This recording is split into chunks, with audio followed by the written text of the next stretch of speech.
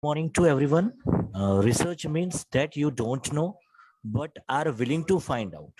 Myself, Dr. Divyang Vyas, and on behalf of Faculty of Commerce and Doctoral Studies and Research, Parul University, I welcome you all on today's webinar on identification and application of statistical tests. I take this opportunity to introduce our eminent speaker, Dr. Hitesh Parmar sir, who is currently working as assistant professor at PG Department of Business Management, famously known as MBA Department at Sardar Patel University, Vallabh Vidyanagar.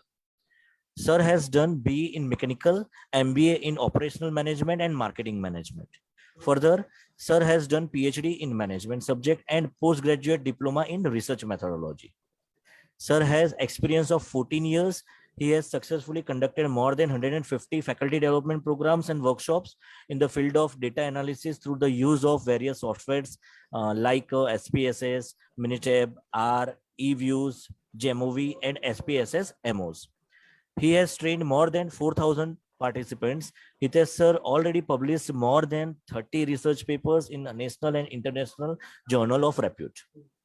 Sir also co-authored 3 books on business statistics, production and operation management, and research methodology that are published by Himalaya Publication House. His area of research is supply chain management. Once again, on behalf of entire Palu University, I welcome you, sir. And now I request Hitesh sir to take the charge of this webinar. Over to you, sir. Thank you, sir. Thank you very much. So let us begin the topic. Today's topic is on statistical tests. See, whenever we collect any type of data, then we have confusion regarding how to identify statistical tests. Whether we should go for a parametric test, whether we should go for non-parametric test, whether we can go for correlation, regression, right? Or we are not sure whether what kind of statistical test we should apply with our data set. Irrespective of data, whether we have collected primary or secondary data, but still the confusion remains same that how to identify the statistical test. So with whatever the time permits, we'll try to discuss the identification of statistical test. So first thing that you need to do with whenever you have any type of data, whether it may be a primary questionnaire data or it may be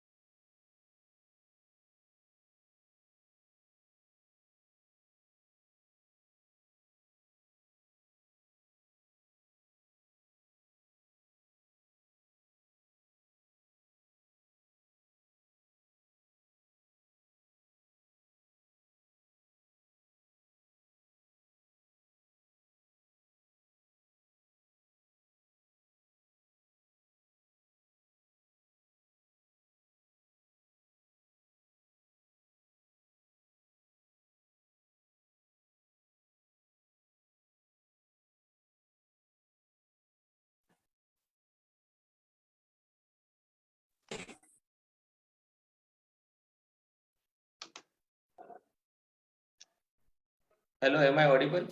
Yes, sir, you are audible now, sir. Okay, okay.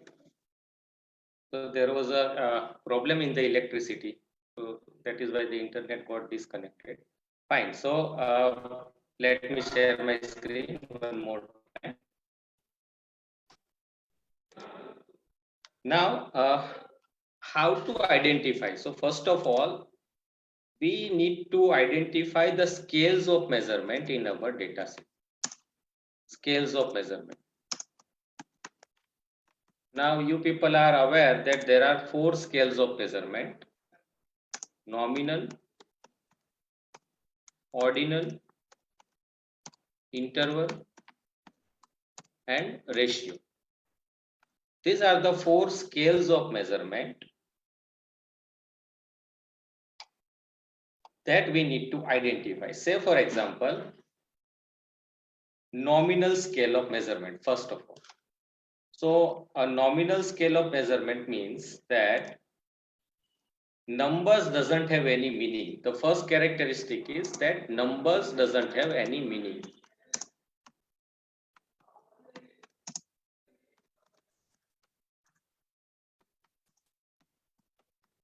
It means that we can give any number, any code to our response categories. For example, we have a gender. So gender, we can give a code of 1 as a male respondent and 2 as the female respondent. Or you may give code to 0 and 1 also. You may give code to 99 and 100 also, or whatever code you like.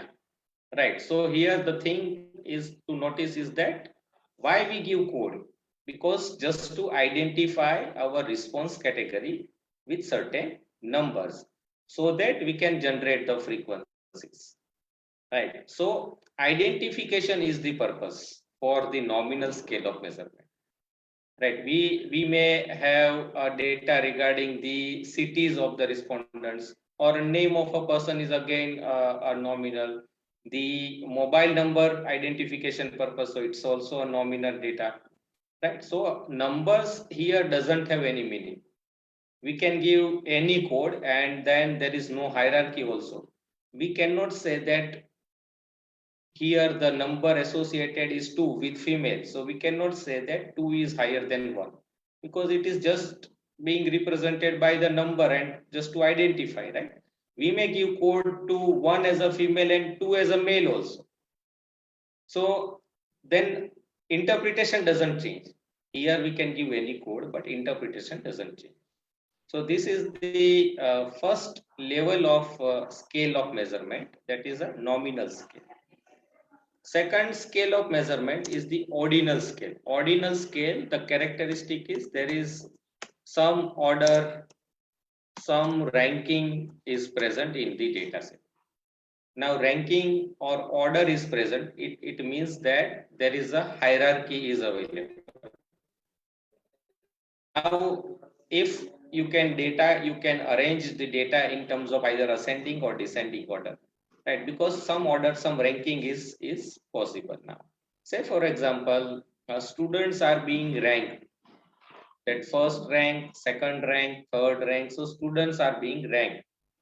So here there is a hierarchy, there is an order, there is a ranking. That first rank student is we can consider as a much more competent as compared to the second rank student in terms of percentage. Right. So first of all, percentage we are converting into the rankings. Certain product categories you may be asking in your primary data collection, that certain product categories or certain features, certain attributes, you want that the respondent should rank these attributes or features, maybe 1 to 10 or 1 to 5 or whatever the number of features are available. You are just asking that provide the rankings according to your choices. So the respondents are providing the ranking. Right. So rank data are the ordinal data. Now, there is a hierarchy, yes, there is a order, there is ranking, but the problem with the ordinal data is that the distance between two consecutive number is not always same. It means that the distance between two consecutive number means, say for example, first rank and second rank and third rank and fourth rank. So distance between two consecutive points is not always same. It is possible that a first rank student may be 65%, second rank may be 64%, and third rank may be 60%. Right? So distance is not always same. So the property here is it is not equal distance. These ordinal data are not equal distance data. Then the third category is the interval scale data. Interval scale data means, as the name itself it is suggesting, interval means equal distance. Interval data are equal distance data, right? So here equal distance means the distance between two consecutive number will always be same. The popular example is the temperature measured in degrees Celsius. So we can have a 25 degrees Celsius, 26 degrees Celsius, 27 degrees Celsius. So here the distance between two consecutive numbers is always same, right? So interval data are the equal distance data. But the problem with the interval data is the absolute 0 point, right? If whatever you are measuring and then the measurement answer comes as 0, it doesn't mean that it is the absence of phenomena. Right, whatever you are measuring, it is absent. It doesn't mean, right. Below 0 also the readings can go below 0, right. So for interval data, 0 is just a one point in your entire scale.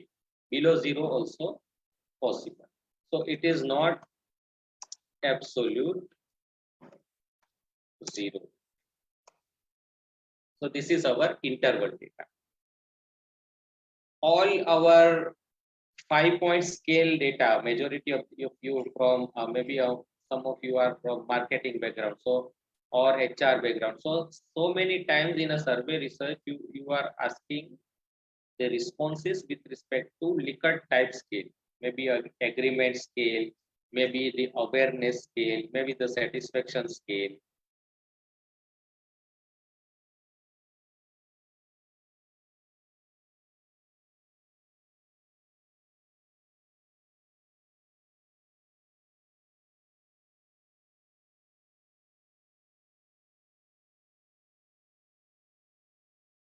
Is my screen visible? Yes, sir, visible. Okay, okay. So whatever the 5-point scale data, 7-point scale data you are collecting the data, that will fall under the category of interval data. And then ratio data is having all properties of interval data, but additionally it is have absolute 0. So it is having all properties of interval data except this absolute 0 property. Plus additionally absolute 0. Means 0 means 0. Below 0 not 0.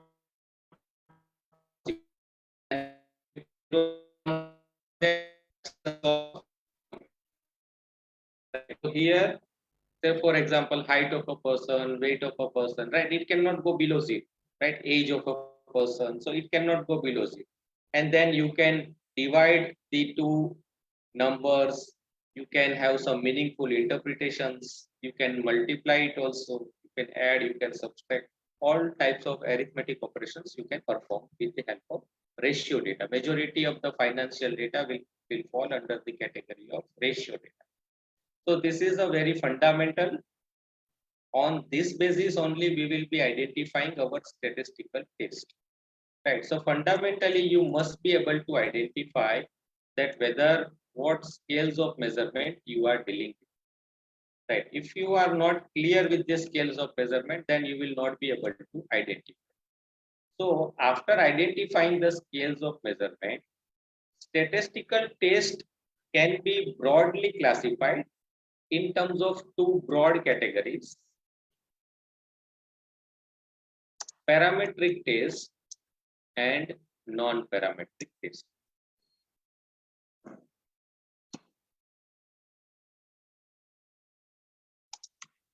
Right. We can broadly classify any type of statistical test as a parametric test and non-parametric. But fundamentally, say for example, why do we go for the statistically test? Can't we just compare the mean of two groups or mean of three groups or whatever we want to compare? Can't we compare with the mean and standard deviations and then take our decision? Let me elaborate this. Say, for example, we want to compare the product level satisfaction of our male respondents and female respondents. Okay, so we have 100 male respondents and 100 female respondents, and we want to compare the product level satisfaction of male and female respondents. So, can't we just calculate the mean of means level of satisfaction of male respondent along with standard deviation and mean of level of the satisfaction of female respondents along with the standard deviation, and then we compare mean and standard deviation, and whichever case the mean is higher, we can just conclude like that that this particular category is more satisfied as compared to other category. Why to go for a hypothesis test? Right, because it's a very standard procedure we have to follow. Right, hypothesis testing procedure. We need to first of all define our level of significance. Then null hypothesis we have to define. Alternative hypothesis we need to define. Then we need to apply the test based on the test statistics, and then looking at the p-value, we can take the decision whether to reject or not to reject the hypothesis. So why to go for entire procedure of hypothesis testing? Because ultimately by doing it also our fundamental objective remains same, that which category is having a more satisfaction or which category is having a less satisfaction. So ultimately that answer we can find out with the simple descriptive statistics like mean or standard deviation, right? So why to go for a hypothesis test? So the answer is that hypothesis testing is necessary whenever you want to take the decisions regarding your populations based on the sample. Right? Whether it's your PhD or whether you are writing some paper, your fundamental objective is to study the population. Right? Entire population, it can be maybe the entire states, or maybe it can be one of the city, depending upon your type of study, it can be anything. So your ultimate objective is to study the entire population, right? Say for example, my population is Gujarat region, so I cannot reach to each and every person of Gujarat. So I need to do, I need to just rely on samples, and then from each major cities identified from the Gujarat, I can collect the data, and then I think that my sampling is appropriate, and then my samples are true representation of my population. Okay, so that is the reason that uh, we are relying on samples. But after applying the statistical test,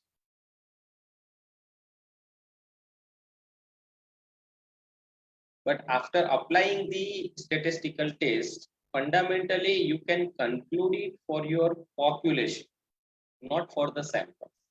If you rely on only on the descriptive statistics, your conclusion would be limited to only and only samples, right? So fundamentally, the main purpose of going for any type of test is that you have to conclude for your population based on your sample, and that is the reason hypothesis testing are necessary if you want to conclude it for the population. Fine. So now, first of all, you need to identify that whether you need to go for a parametric test or you need to go for a non-parametric test. So if you have an interval data,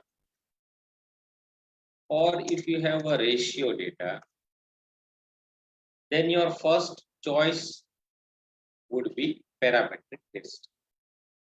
If you have interval data or ratio data, the first choice would be the parametric. And if you have nominal data,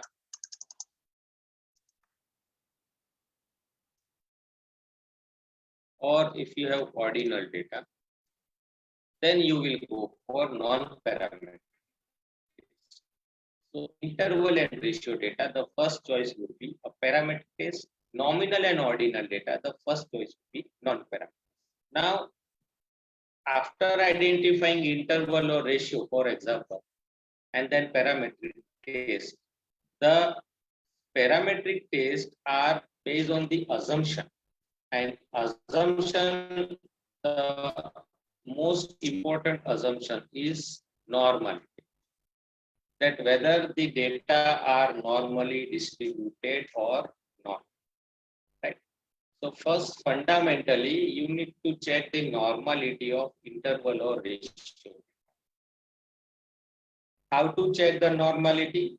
So various softwares will help you. Say for example, a simple, you may start assessing the normality with the help of the simple skewness and kurtosis of the data, or the uh, uh, descriptive statistics of the data, or you may also use histogram to look at your data and then conclude it for the normality. So this is the descriptive. Hypothesis testings are also available for normality testing. Say for example, the SPSS will give you Shapiro-Wilk test, will give you Kolmogorov-Smirnov test, right? So SPSS will also help you in checking the normality. Maybe if you are using other software, say for example, Minitab or Use, so it will give you a char para test that will assess the normality, right? So our software will also give the Shapiro-Wilk, Kolmogorov-Smirnov, right? So various software will give you the various types of tests, but fundamentally all tests, the null hypothesis and alternative hypothesis remain same. And you can, if your p-value is greater than 0.05, you can conclude that the data are normally distributed. Once you test the normality for interval or ratio data, then it will come, maybe it is normally distributed or it may be not normally distributed. So if it is normally distributed, yes, move ahead for parametric test. If it is not normally distributed, no, then switch to non-parametric test, even if your data are interval or ratio. I am repeating, right? First task is to check the normality. If it is normally distributed, then move ahead with the parametric test for interval or ratio data. If it is not normally distributed, switch to non-parametric test. So there is a question from the audience that which tests are appropriate to check the normality of data in case of Likert scale. Right. In case of Likert scale, just I told you before that in a SPSS, Shapiro-Wilk test is available. Kolmogorov-Smirnov test is also available. Right. So these are the two popular tests available to check the normality. Null hypothesis is data are normally distributed.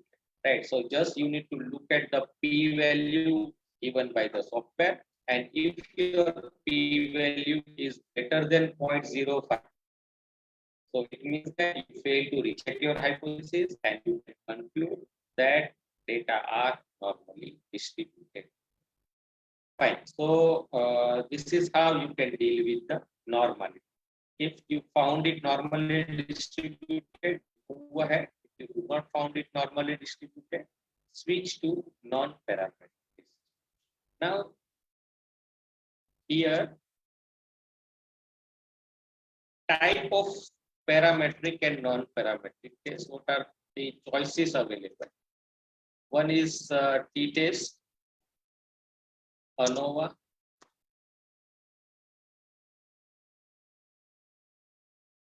in terms of correlation, Pearson correlation.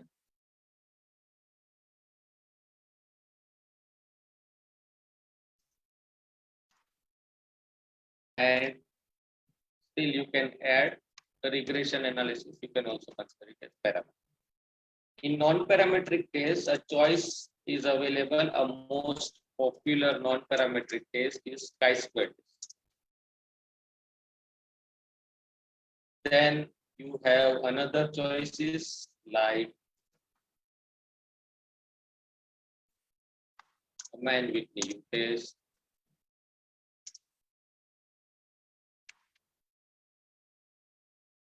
Kruskal-Wallis test,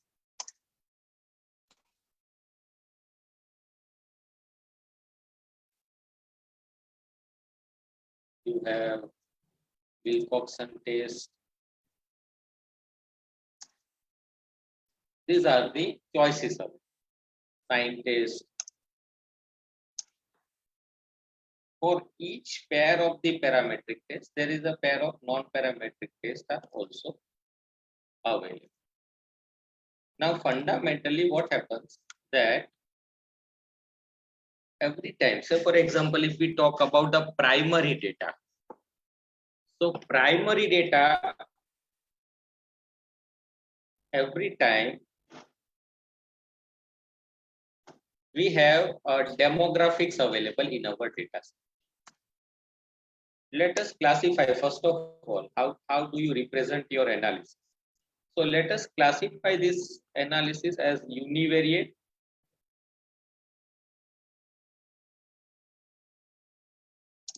bivariate and multivariate analysis. A univariate means a single variable. A bivariate means a two variable. And multivariate means more than two variables. So every time, whether it is your say for example, you are analyzing your data for your PhD. So your PhD data analysis starts with the univariate analysis. Right, a single variable at a time. You are just taking at a time single variable and then representing this data with the help of certain statistics. So what statistics is appropriate for a univariate analysis if you have all these scales of measurement? Suppose you have nominal data.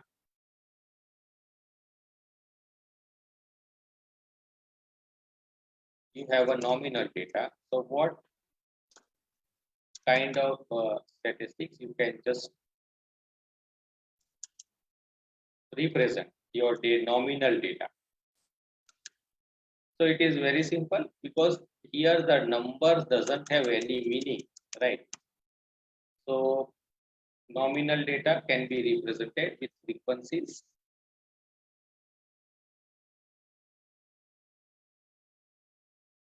So you can calculate the frequencies. Additionally, you can add percentage, right? So frequencies and percentage you can just calculate for nominal data. Gender, male respondent, female respondent. So this many numbers is a male respondent. This many numbers are for the female respondent, with along with the percentage. Additionally, you can also represent this data with the help of charts. So a pie chart, or maybe you can also use bar. Right. So data visualization, you may use bar chart or pie chart and frequencies and percentage. So fundamentally, very simply, it will simplify, and you will get to know basic characteristics of your data, that you find how these frequencies are distributed. Ordinal data. So for example, the rank.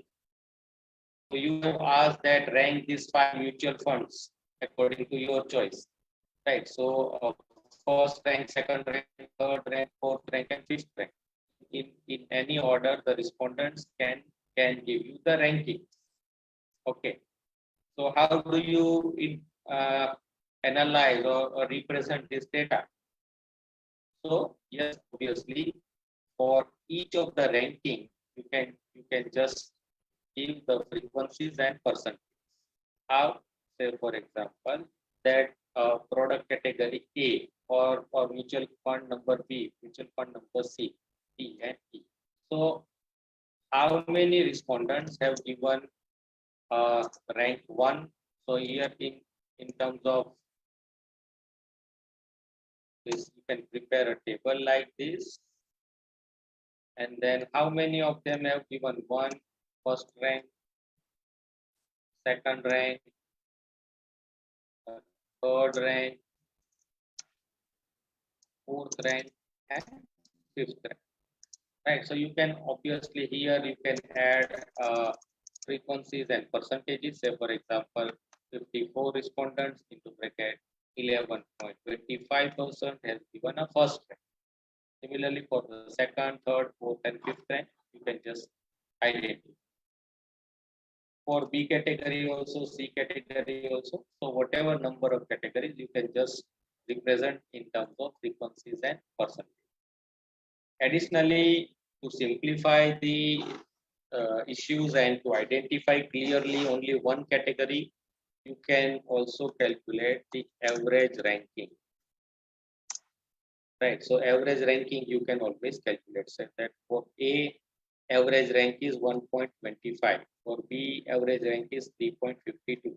For C, average rank is 4.1. Like so, you can also calculate the average ranking for this rank data.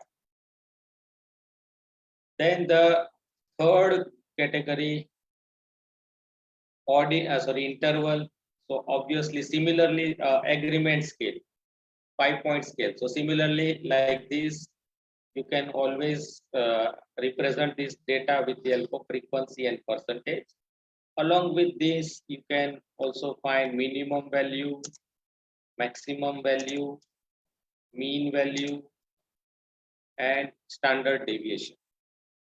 Right. In terms of charts, histogram would be appropriate. Here for ordinal data, if you just find out the average ranking, and then you may go with a bar chart. Right. Ordinal data, you can also calculate median.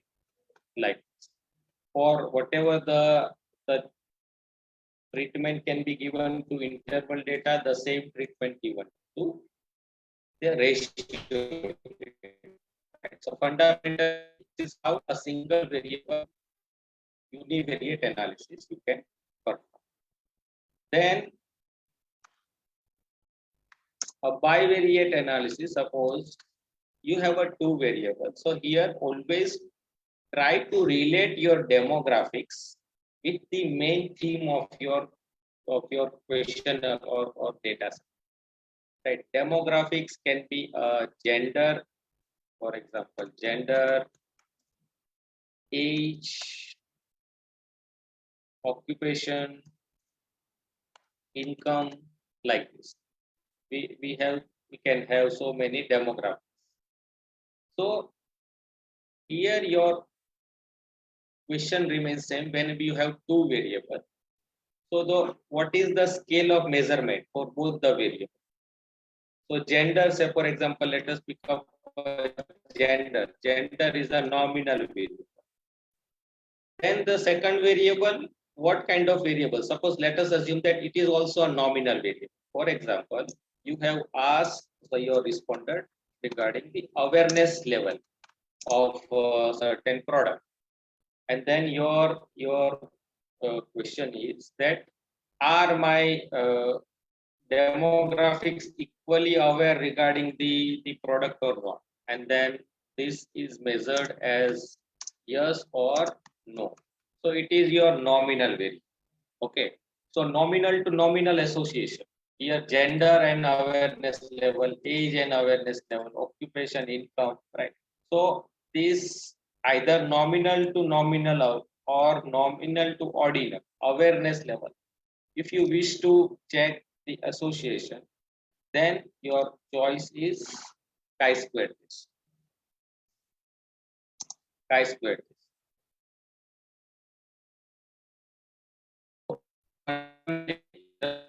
Then your objective is association between nominal to nominal.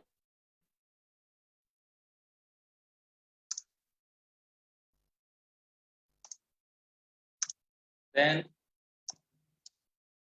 chi-square test you can apply.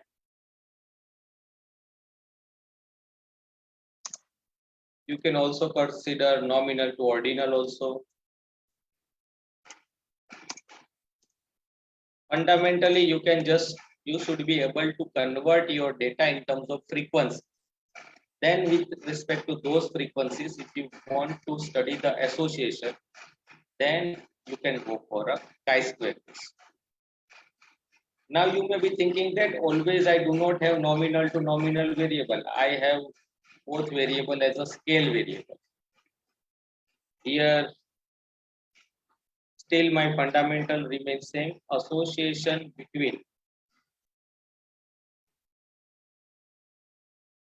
interval or ratio to say interval to ratio. Both variables are either interval or ratio. Then you can go for Carl Pearson's correlation coefficient.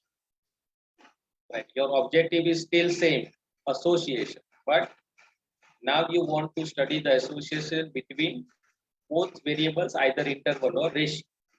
For example, I want to study the association between sales and my advertising expense. So I will go for Carl Pearson's correlation coefficient. Fundamentally, again, your objective remains same, association between, but both variables are ordinal. Both variables are ordinal to ordinal. Then you can go for Spearman's rank correlation. You can go with Spearman's rank correlation. So here your objective is association. Main objective is association. Then identify the scale. Nominal to nominal chi-square. Interval ratio to interval ratio, Carl Pearson correlation. Ordinal to ordinal, Spearman's rank correlation. Then still further, if we explore the type of test with respect to parametric and non-parametric. Fundamentally, first question that you need to ask, that is my demographic dichotomous or more than two groups? So first question asks that is your demographic two group or more than two group? Let us further try to understand. Two group means, say for example, your demographic variable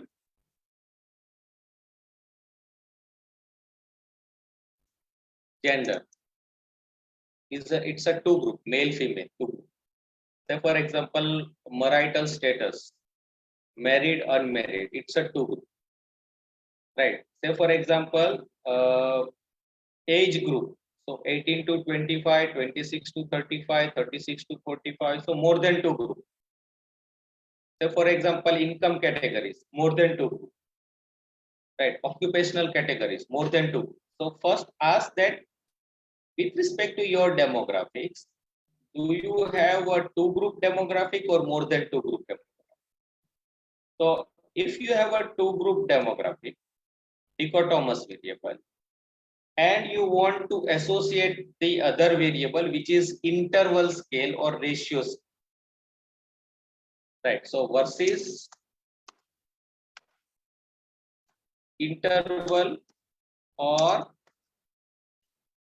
ratio scale. Your demographic is a dichotomous two group variable, for example, gender or marital status, and you want to relate this variable with another variable which is interval or ratio scale. Say for example, product satisfaction of any variable which is on a 5-point scale, so it's an interval. Then it will go under t-test provided it is normally distributed. And specifically, if I write a type of t-test, then independent sample t-test provided it is normally distributed. right? First of all, we need to go for normality testing. If it is a normally distributed, then only we will be moving ahead for t. Okay. So provided it is normally distributed. But what to do if it is not normally distributed? Then you can switch to non-parametric test called Mann-Whitney test. If it is not normally distributed, switch to Mann-Whitney test. Objective remains same, a two-group variable relating with the interval or ratio scale data. Similarly, more than two-group interval and ratio, then you can go for ANOVA. Age versus satisfaction, or income versus satisfaction, city versus satisfaction, more than two groups. So ANOVA, provided the data are normally distributed. What to do if it is not normally distributed? Kruskal-Wallis test. You may go with a Kruskal-Wallis test, which is a non-parametric test.